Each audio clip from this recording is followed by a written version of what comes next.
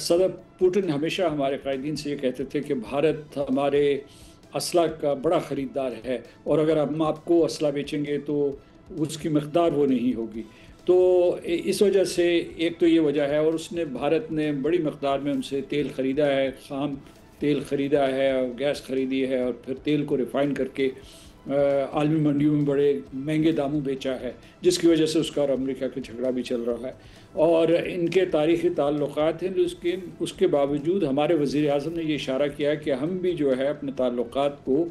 یعنی ہندوستان سے اگر برابری کی سطح پہ نہیں، متناسب سطح پہ ضرور لانا چاہتے ہیں۔ اور یہ میں آپ کو بتاتا ہوں کیونکہ میں بعض ایسی ملاقاتوں میں شریک رہا ہوں یا عینی شاہد ہوں کہ صدر پوٹن کی بھی یہ خواہش ہے، اور وہ اچھی خاصی مضبوط خواہش ہے کہ پاکستان کے ساتھ روس کے تعلقات مضبوط ہوں، ہر شعبے میں ہوں، اور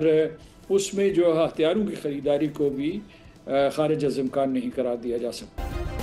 سبسکرائب کریں اور بیل دبائیں تاکہ کوئی خبر رہ نہ جائے۔